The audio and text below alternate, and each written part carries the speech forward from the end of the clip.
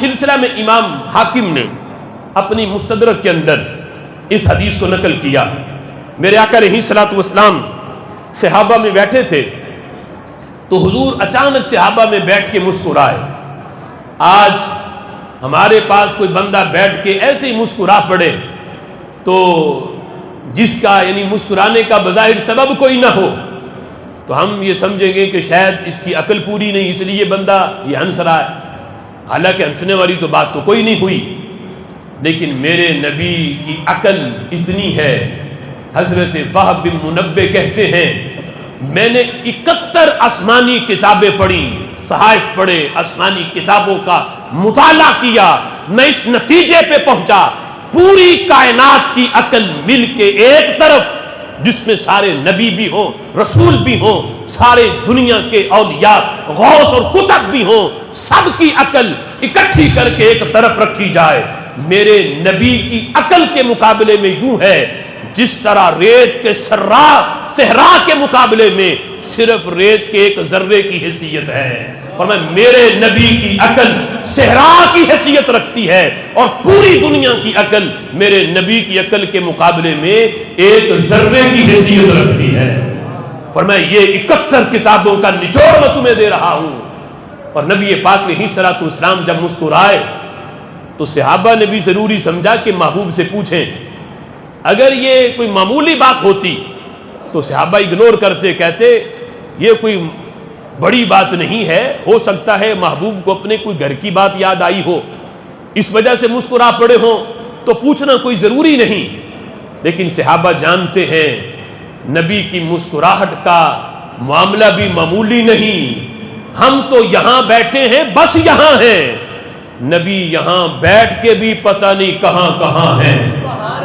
اس لیے پوچھیں تو صحیح محبوب بتاؤ آج جہاں کون سے جہاں تمہاری نظر کے سامنے ہے جسے دیکھ کے آج مسکرا رہے ہو. تو میرے محبوب علیہ الصلوۃ والسلام سے جس وقت حضرت عمر نے پوچھا محبوب کس بات نے آج آپ کو مسکرانے پہ مجبور کیا، مسکرانے کا سبب کیا ہے؟ میرے محبوب فرمانے لگے عمر سنو، میں یہاں بیٹھا ہوں مسجد نبوی شریف میں، لیکن یہ نہ سمجھو کہ یہاں بیٹھا ہوں بس یہاں ہوں. فرمایا ابھی میں میدان محشر کا منظر دیکھ رہا ہوں، لائیو دیکھ رہا ہوں. وہ میدان محشر جو ابھی صدیوں بعد قیامت کے دن جو حشر کا میدان لگنا ہے، فرمایا وہ میری آنکھ نے وہ منظر آج دیکھا. اور صحابہ میں براہ راست دیکھ کے تمہیں بتاتا ہوں کہ میرے مسکرانے کا آج سبب کیا ہے. فرمایا عمر میں نے دیکھا میدان محشر لگا ہوا ہے، اللہ کی بارگاہ میں 2 بندوں کا کیس لگا ہوا ہے رب کے دربار میں. اب دیکھو قیامت کے دن یقیناً یہ معاملہ ہونا ہے اور انہوں نے جو گفتگو کرنی ہے 2 بندوں نے، میرے نبی نے اس وقت اپنی آنکھ سے دیکھی، کانوں سے سماعت کی اور اپنے صحابہ کو بیان کیا. اگرچہ قیامت کے دن یہ معاملہ ہونا ہے لیکن میرے نبی کی نگاہ نبوت نے دیکھا بھی ہے، کانوں نے سنا بھی ہے. اس لیے میرے امام کہتے ہیں دور و نزدیک کے سننے والے وہ کان، کانے لالے کرامت پہ لاکھوں سلام. اب میرے محبوب بیان کرنے لگے. فرمایا میدان محشر سامنے ہے، 2 بندوں کا کیس رب کی عدالت میں ہے، ان میں ایک ظالم ہے ایک مظلوم ہے. صحابہ جو مظلوم ہے اس نے اپنا کیس اللہ کی عدالت میں پیش کیا کہ اللہ اس بندے نے میرے اوپر ظلم کیا، دنیا میں میرے پیسے کھائے، میری زمین غصب کی، مجھ پہ ظلم کیا، مجھے مارا. اللہ دنیا میں تو کسی حاکم نے مجھے انصاف دے کے نہ دیا، نہ کوئی حاکم انصاف پسند تھا، نہ کوئی جج انصاف پسند تھا.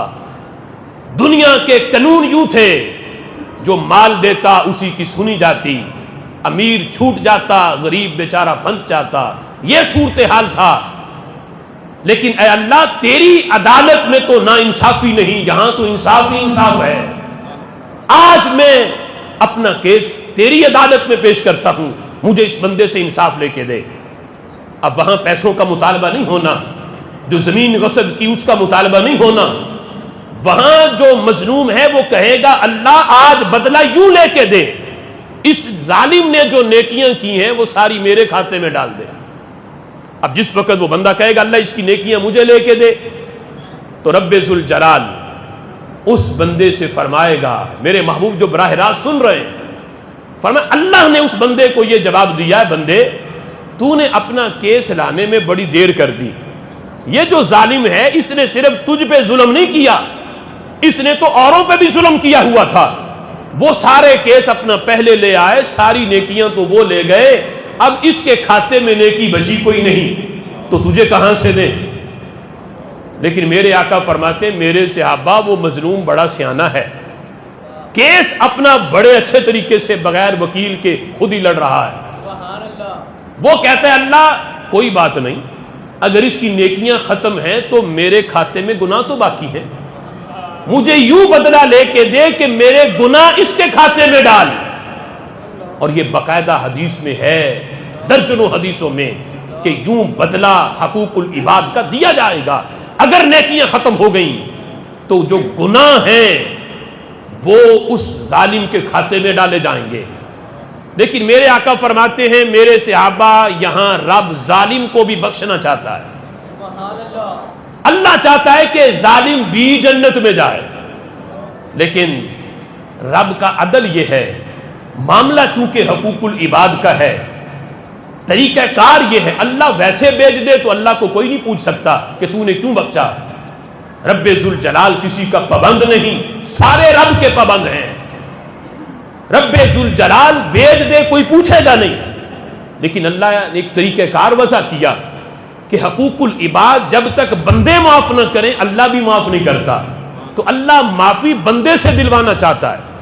اب وہ بندہ کہہ رہا ہے اللہ میں تو اسے نہیں چھوڑوں گا، میرے گناہ اس کے کھاتے میں ڈال، اب اللہ فرمائے گا تھوڑی دیر کے لیے رب ذوالجلال اس مظلوم کی آنکھ سے حجاب ہٹائے گا، کھڑا میدان معاشر میں ہے، اللہ فرمائے گا ذرا نظر اٹھا کے میری جنت تو دیکھ۔ اب جس وقت وہ بندہ جنت دیکھے گا مدائن من الذہب، جس میں بڑے بڑے سونے کے بازار، بڑے بڑے سونے کے شہر، اور اس میں چاندی کے محلات، ہیرے جوہرات کے تخت و تاج، یہ ساری چیزیں جب وہ مظلوم دیکھے گا تو اللہ کی بارگاہ میں عرض کرے گا لِأَيِّ نَبِيٍّ هَذَا لِأَيِّ صَدِيقٍ هَذَا لِأَيِّ شَهِيدٍ هَذَا، اے اللہ بتا یہ کس نبی کے ہیں، یہ محل کس صدیق کے ہیں، یہ محل کس شہید کے ہیں؟ اللہ فرمائے گا نہیں، نہ کسی نبی کے، نہ شہید کے، نہ صدیق کے، انہیں میں دے چکا، جو ان کے محل تھے وہ انہیں مل چکے، ان کی رجسٹری ابھی کسی کے نام نہیں ہوئی، یہ ابھی کسی کے نام نہیں لگے، یہ ابھی فری ہیں، میں نے ابھی کسی کو نہیں دیے۔ وہ بندہ پوچھے گا اللہ بتا پھر تو یہ کس کو دے گا؟ میرے آقا فرماتے ہیں اللہ اس بندے کو جواب دے گا میں یہ محل ھذا لمن اعطى الثمن اسے دوں گا جو اس محل کی قیمت دے گا، جو ان کی قیمت ادا کرے گا۔ اب بندہ کہے گا اللہ جنت کے محل کی قیمت بھلا کون دے سکتا ہے؟ جنت کا تو ایک گز ٹکڑا اتنا قیمتی ہے کہ پوری دنیا کا ساز و سامان، پوری دنیا میں جتنی دولت ہے وہ ساری اکٹھی کر کے ایک طرف رکھی جائے، جنت کے ایک گز ٹکڑے کا بدل نہیں بن سکتا، تو اتنا قیمتی محل اس کی قیمت بھلا کون دے گا؟ اب جس وقت وہ بندہ کہتا ہے میں یملکو، اللہ کون مالک ہے جو اس کی قیمت دے؟ تو میرے آقا فرماتے ہیں اللہ اس بندے کو جواب دیتا ہے کہ اے بندے اس کی قیمت تو تیری جیب میں بھی ہے، انت تملکو، اس کی قیمت تو تیرے پاس بھی ہے۔ وہ بندہ کہے گا میرے پاس قیمت کہاں سے آئی؟ اللہ فرماتا ہے یہ جو تو نے اپنے بھائی کا گریبان پکڑا ہوا ہے اور کہہ رہا ہے میں نہیں چھوڑوں گا، یا نیکیاں لے کے دے یا میرے گناہ اس کے کھاتے میں ڈال، بھی عفوی اخیکا، اسے معاف کر دے، قیمت میں جنت کا محل مجھ سے دے دے۔ فرمایا اس کی قیمت یہ ہے اپنے بھائی کو معاف کر اور یہ محل تو مجھ سے لے لے۔ اب میرے آقا فرماتے پہلے گریبان چھوڑ نہیں رہا تھا، اب فوراً چھوڑ کے کہتا ہے اللہ میں نے معاف کیا، اللہ میں نے معاف کیا۔ رب ذوالجلال فرماتا ہے اے بندے اب اکیلا جنت میں نہ جا، جس کا تو نے گریبان پکڑا ہوا تھا، اب اس کا ہاتھ پکڑ اپنے ساتھ جنت میں لے کے جا۔ میرے آقا فرماتے عمر آ میں تمہیں بتاؤں کہ میں کیوں مسکرایا ہوں۔ فرمایا وہ دونوں جنت میں جا رہے تھے مسکراتے ہوئے، انہیں دیکھ کے میرا رب مسکرایا، اور رب کو دیکھ کے تیرے پاس بیٹھا تیرا نبی مسکرایا۔ دہتو لدہک ربی، میں اس لیے مسکرایا ہوں کہ انہیں دیکھ کے میرا رب مسکرا رہا تھا، رب کو دیکھ کے میں بھی مسکرا رہا تھا۔ دیکھو جس نبی کے تبسم کی شان اتنی ہو کہ میرا نبی اس کے تبسم کے تبادلے بھی رب سے ہوں، تو آج معاذ اللہ ان کی ذات کو بیان کرتے ہوئے، ان کا تعارف بیان کرتے ہوئے یوں کہنا کہ فرق کوئی نہیں تھا، ہمارے بھی دو ہاتھ ان کے بھی دو ہاتھ، صرف ان پہ وحی آتی تھی ہم پہ وحی نہیں آتی۔ ارے جس کا تبسم بے مثل اور بے مثال ہو، اللہ نے اس ذات کو کتنا بے مثل اور بے مثال بنایا ہو۔